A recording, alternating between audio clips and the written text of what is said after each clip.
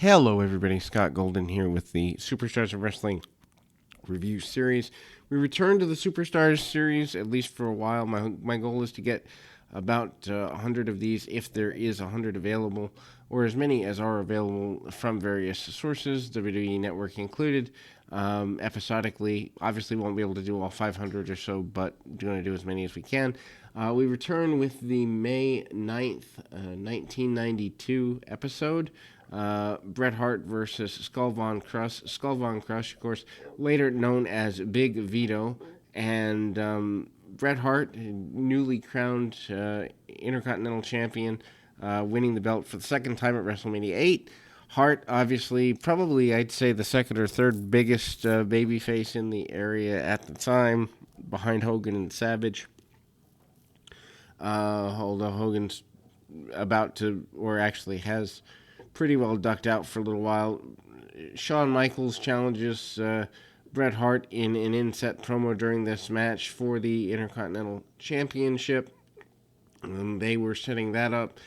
That actually was talked about as the SummerSlam match that later became British Bulldog and Bret. Bret hits a vertical suplex, a side Russian leg sweep, and then manages to hook in what ends up being the sharpshooter. Later, were previously known to NWA/WCW fans as Sting's Scorpion Deathlock. Just interesting that two baby faces are across the two biggest companies in the U.S. at the time were using the same finish. I always found that interesting. Then we go to an update with the British Bulldog and Repo Man. There is a match on Wrestling Challenge. I'd love to do that series, but there's less footage of it available. Anyway, there is a power slam attempt by the Bulldog. Repo Man knocks the referee down with his feet and then uses his hook and repossession rope to basically drag the Bulldog around by the neck, hang him. I don't think you could do that today. I think it would be deemed too violent. The returning Kamala, who I think is just about coming back here, might be the first time in. Dr. Harvey Whiffleman is his manager here. Last time we'd seen Kamala in this area was 1987 or so. Basically rerunning the same gimmick that he'd been doing. Tribal big man, chops, and simple stuff by Kamala. Fans are not impressed. Well, child fans are not impressed with him. Anyway, he's pretty aggressive against Sonny Blaze. Blaze, a New England / tri-state area enhancement talent. And we see Kamala go for a big splash, rolls the man over, 1, 2, 3, gets the victory. Kemshi at ringside as he was with him before. And obviously Kamala gets a quick victory. Here, El Matador, Tito Santana against Bob Bradley. The Matador gimmick had been built for a couple of months by this point. Bradley, who for those that haven't listened to the World Class series, over 340 episodes there, go give that a listen. But Bradley, who had spent about a year or so in the World Class area, here is an enhancement talent. Lots of drop kicks and the like by the former Intercontinental Champion Santana. Santana at one point considered to be the possibility for the world champion that Bret Hart eventually became later in this year in October. But the diving forearm by Santana to the back of the neck gets him a victory here. Then we go to an Event Center promo. It's sad because the ones on the network are not market specific. Jimmy Hart with the Mountie basically says that the Mountie is the law and order and the leader of the Hart Stable, Hart Foundation, Hart Organization.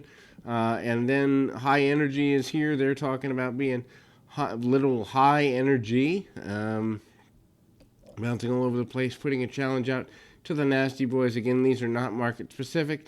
Legion of Doom wishes all mothers happy Mother's Day on this Mother's Day weekend of this particular year, 1992. Legion of Doom up next with an enhancement talent match. Terry Davis and Mark Kay.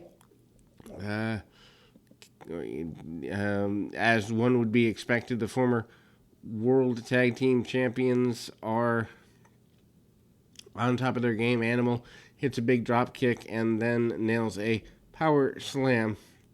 Road Warriors, otherwise known as the Legion of Doom, do have Paul Ellering back.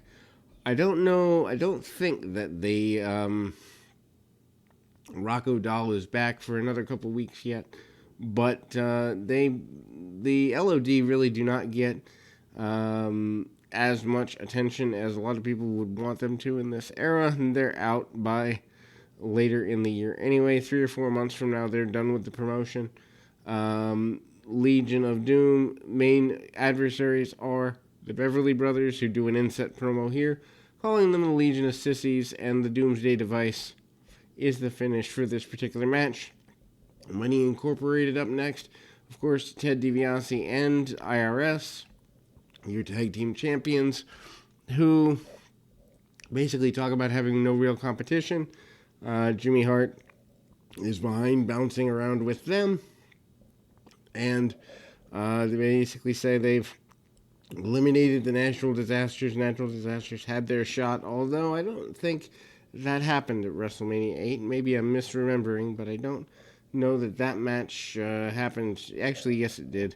They only got a count-out victory, or count-out victory did the Money Inc. And so, Kato, former member of the Orient Express, faces off against the newly babyface Crush. Crush, of course, a former member of Demolition, disappeared for a while. I believe went back to Oregon for a little while after the Demolition run, getting a little more seasoning, coming back here, and using a lot of power moves. It's a shame that Crush couldn't have been more. I think, the Hawaiian easy vibe thing could have gotten over a little more. I remember as a kid, same year, 1992, meeting Crush in November of this year. He was a genuine guy. Of course, probably to a 11, 12-year-old, anyone's going to seem genuine, but a vicious backbreaker, one hand by Crush. And Crush also uses the press slam and then a tilt-a-whirl backbreaker all the way around. So lots of power moves from Crush. Crush, certainly a guy I think they could have done more with. He uses the cranial crunch for a victory here, and he gets a victory there.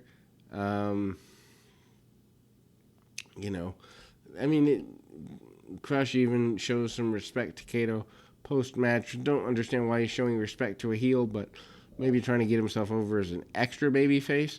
Papa Shango, who's relatively new and fresh off missing his cue at WrestleMania 8, curses the Ultimate Warrior, basically saying he will be responsible for the Ultimate Warrior's demise, raise the dead, kill the living, something of that nature. Rick Martel up next. Martel addresses Tatanka, saying he did not mean to, nor did he do anything wrong or immoral by spraying arrogance into the eyes of Tatanka a few weeks ago. Very basic interview. I don't know that this necessarily gets over. Happy Mother's Day from Sergeant Slaughter is up next, and then we go to a Ric Flair Sergeant Slaughter match as our main event. Actually, it's kind of interesting because I've already watched several months ahead here. I think I'm up to September, and many of those, summer episodes of Superstars will be up tonight and tomorrow. But what I find interesting is this is one of the last times they have a main event style match for several weeks here. Otherwise, it's just squashes. Flair and Slaughter have a very basic match. One thing that I find really interesting is that the average segment on Superstars in between commercials is about 3 to 4 minutes, and it's there. Slaughter has to also contend with Jimmy Hart and the Mountie at ringside. The Mountie and Slaughter going into a program here. Flair not on television a heck of a lot in 92. Flair gets sent to the outside. The Mountie tries to be a distraction. Basically, the U.S. nature of Slaughter versus the cheat and Canadian way of the Mountie is the idea of the program.